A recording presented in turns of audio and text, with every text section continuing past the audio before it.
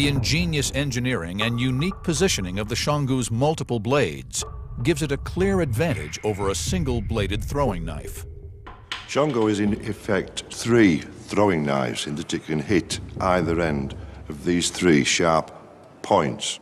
If you throw this at anything, except for the small blind spot, if it hits the handle, it will literally injure or kill anyone that's in front of you. The knife could also have been used in hand-to-hand combat. When you were faced with this at about 3 to 4 feet from you, the warrior could literally hack, chop, slice the groin, take your head in there, pull you back. It is the Swiss Army knife of the African warrior. But John's investigations reveal another, more startling capability of this deadly weapon.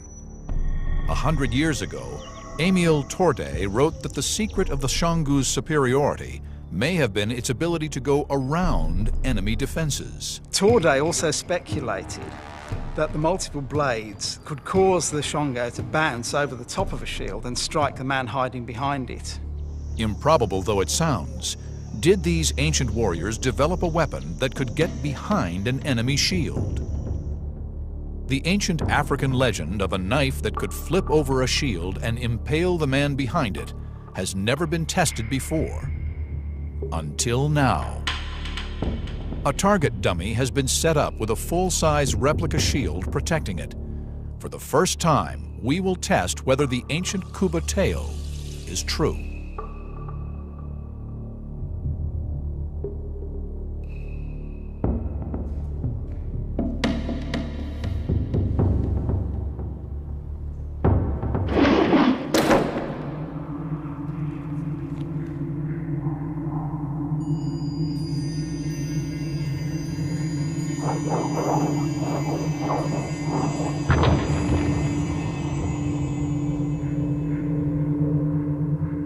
What happened then is the knife came over the top of the shield. As you can see, it's curled round the shield, over the top, straight into his arm. He's out of action. It proves that this could hook over a shield. The unique shape and positioning of the knife's blades means that when thrown at a precise angle, it hooks onto the enemy shield and continues spinning, taking it over the shield and into an opponent.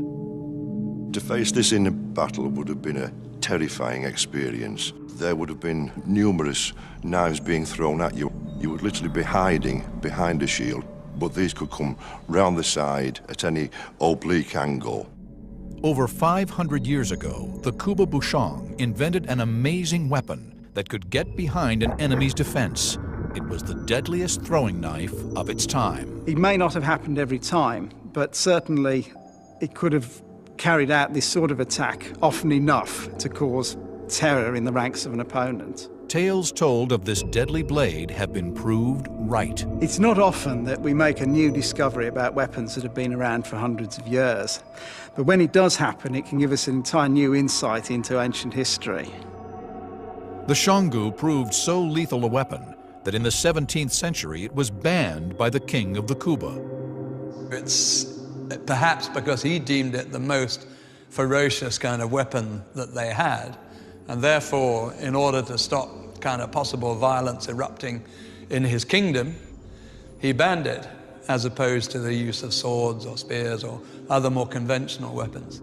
This deadliest of throwing knives disappeared into African legend, along with the knowledge of its extraordinary capabilities, until today. Our next ancient record breaker is a primitive weapon that started a process of development that changed the world of warfare. We have tracked down the ancient world's deadliest fruit. Not a poison, but a firearm. It was a simple fruit that, with the addition of human ingenuity, can lay claim to being one of the world's first guns.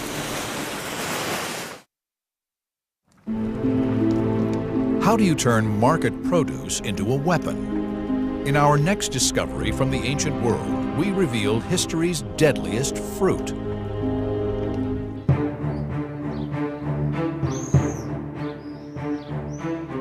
In the 10th century AD, the Chinese put gunpowder and weapons together for the first time and created a revolution in warfare.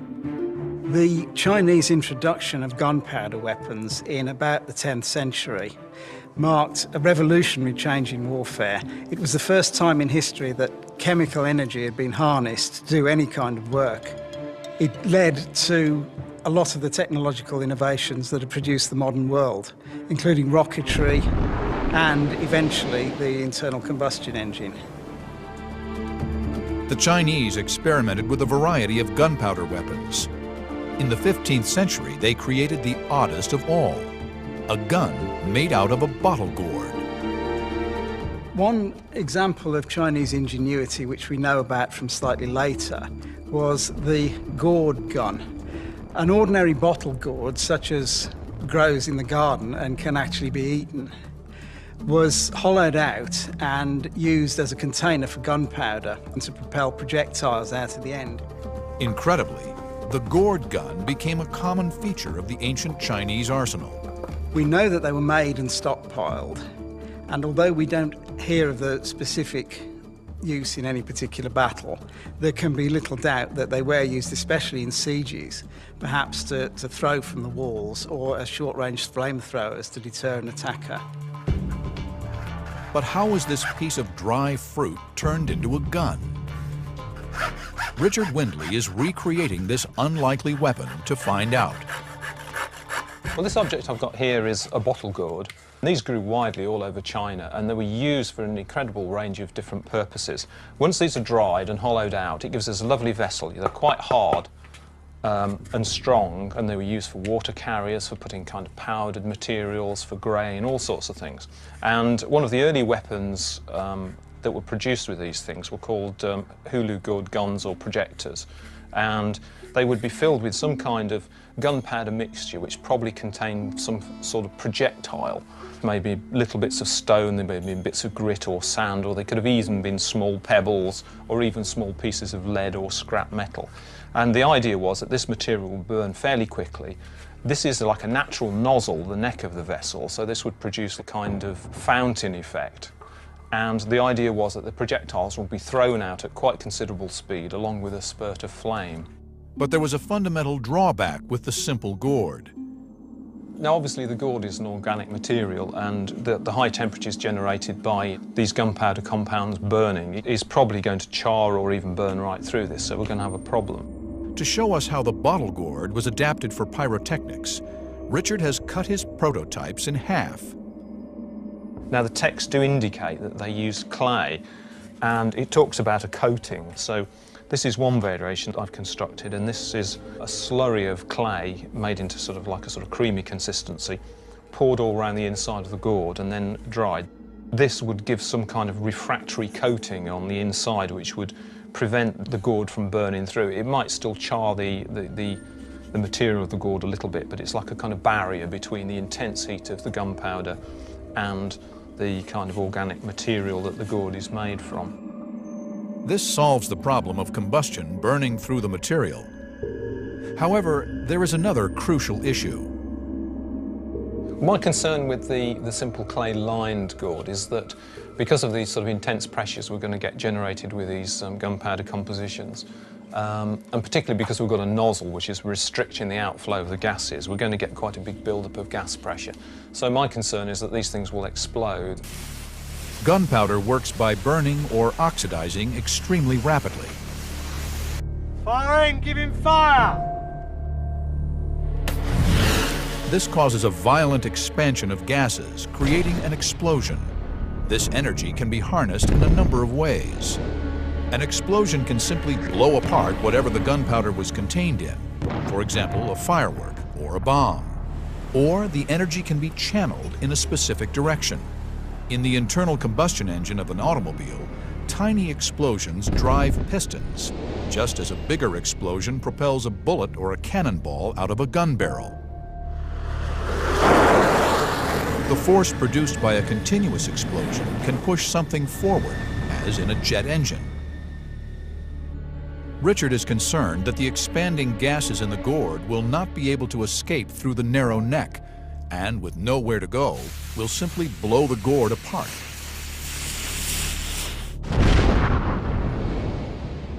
What engineering solution could the ancient Chinese have found for this fundamental problem? As an alternative, I've come up with another system whereby the gourd is almost entirely filled with like a sort of solid material. The gourd then will constrain this material. The whole thing will be very strong. It also has the benefit of leaving us with a cylindrical hole down the middle of the gourd, which is incredibly useful in terms of ramming the gunpowder, because this means we can compact it, we can slow down the burn rate, we can incorporate different sorts of projectiles into it. Based on the ancient Chinese texts, Richard has built working models of these two versions of the gourd gun. What we need to do now is to load these with a composition and take them to a secure site and test them and see how the two different methods compare. Richard has come to our secure testing grounds to fire the gourd guns. Can Richard discover whether they would have been effective on an ancient battlefield? First, he will test the gourd, which has been simply lined with clay. Okay, so what I've got here is the first variation of the gourd. This is the one where we've got a thin clay lining on the inside of the gourd. It's been like a slurry applied to it and then dried. And we're hoping this will act as a refractory material which will prevent the gourd from burning. However, I'm really quite concerned about this one in terms of its performance, because we can't ram the pyrotechnic mixture. So unless they were using a very, very slow kind of gunpowder or mixture, there's a fair chance that this could explode. All clear! Will the gourd and its thin lining of clay contain the force of the gunpowder? Or will it explode, as Richard predicts?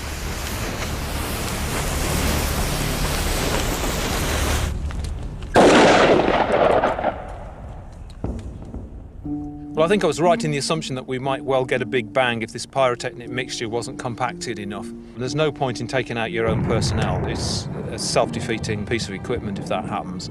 So I think we need to go on to plan B, and we'll try the other method where we've left a cylindrical hole down the gourd and we've been able to ram the powder to compact it to slow down the burn rate. And hopefully we'll get a similar amount of energy to the explosion, but we'll get a prolonged period of time over 20 or 30, maybe seconds if we're lucky, rather than just that one sudden bang. Will the second version of the gourd gun have any range or direction? The second gourd gun creates an impressive fountain of exploding gunpowder. If there were projectiles in the mix, the enemy would be faced with a volley of primitive shrapnel.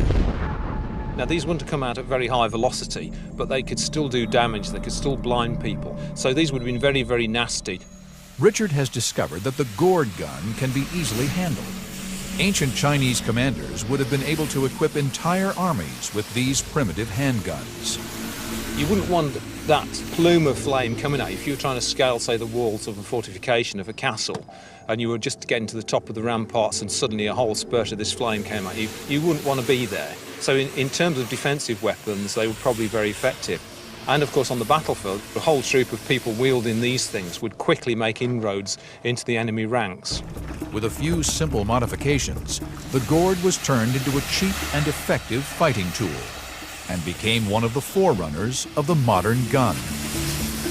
In a sense, you could say that the gourd was the first step on the way to the gun. It's fairly rudimentary and it is still more related to a firework than the gun proper, but you can see the genesis of the gun in the fire gourds. The gourd gun has moved on, but some chemical discoveries are still with us. The most expensive commodity in the ancient world, it is still the most expensive today, more than gold, platinum, or even diamonds. Tyrian purple was a pigment made to dye the clothes of Roman emperors. It was made from old shellfish, and it costs over $50,000 for 1 single ounce.